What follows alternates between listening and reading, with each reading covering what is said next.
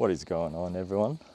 It's a beautiful day in Melbourne and we're just about to hit summertime, so I'm going to go for a bit of a walk and talk.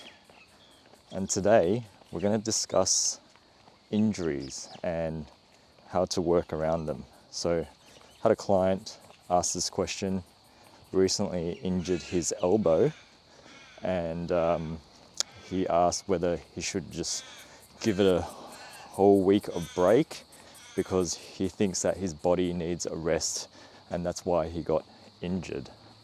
What I want to highlight is, should you keep pushing through or should you take the whole week off? Well, personally, I think it depends on your state of injury. So if you can't walk, then it's probably going to be advisable to not train at all because you probably won't be able to get to the gym or do whatever you were doing in the first place. But most things you can definitely work around. So I'll tell you a little story. I recently had an elbow injury and I couldn't extend or lock out my elbow. So basically I was in a locked position. So doing any overhead work, any sort of like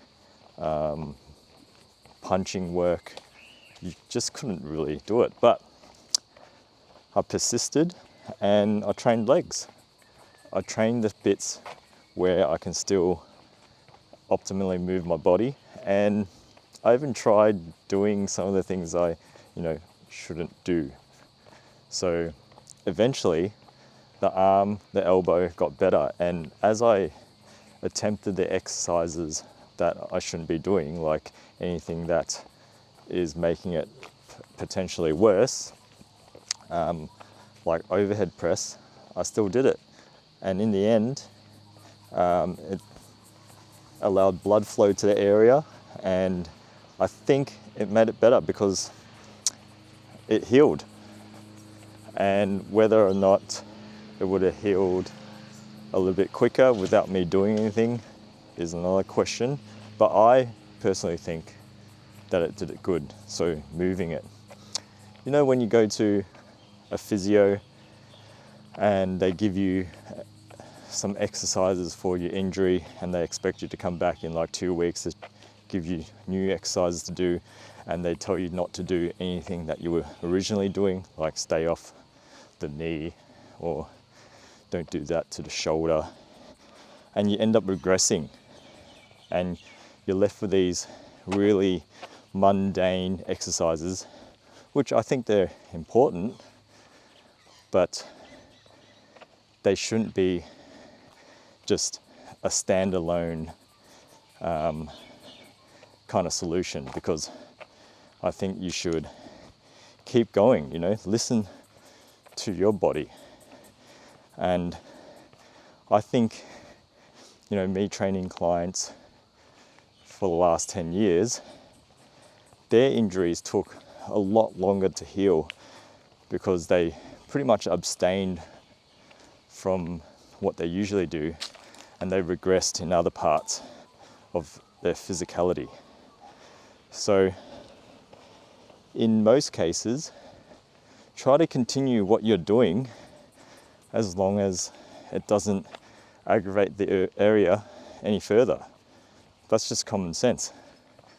So if you were to try something and gave you intense pain, don't do that. But if you were to try something and it was minimal pain, and then during the session it gets better, it means it's possibly not bad for it and could be quite beneficial, achieving a bit of blood flow to the area, keeping the range of motion in the joint. And that's all principles that are taught to the therapist. When you go to a therapist with an injury, what's the first thing they do? They get you to lower the inflammation.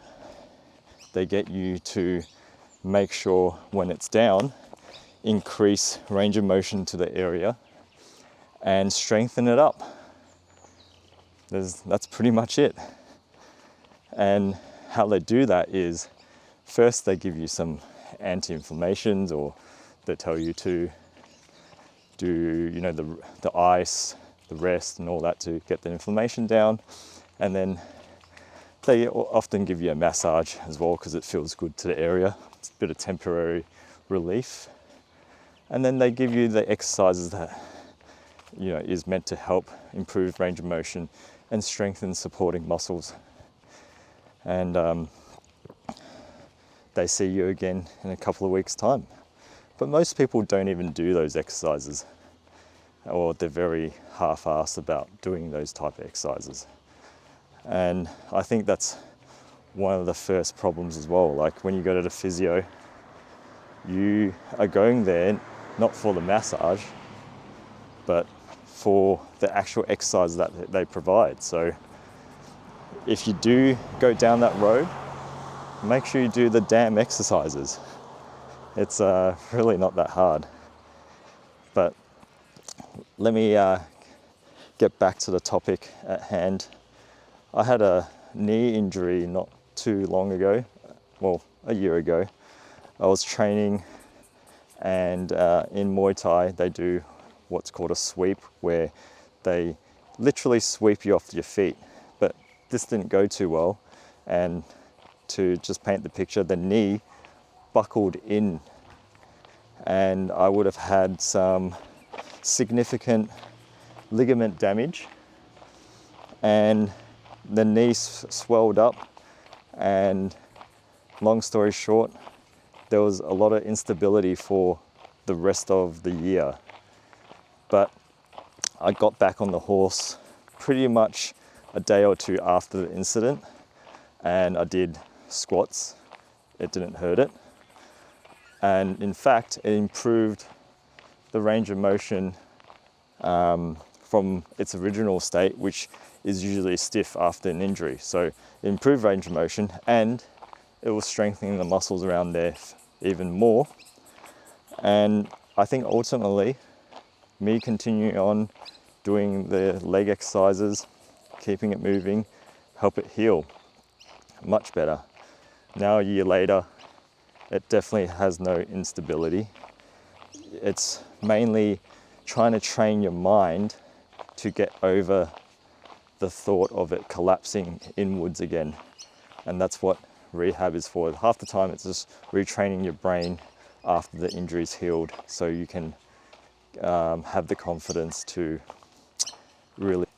So that is the pretty much the long story of keep going, keep working, and work around it. There's always something you can do, whether it's on the actual limb or just around it. Like if you can't work on it, work around it.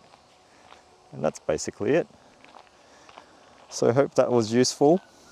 If you're suffering injury at the moment, or if you had an injury, comment down below what you did, and subscribe to the channel for more walk and talks.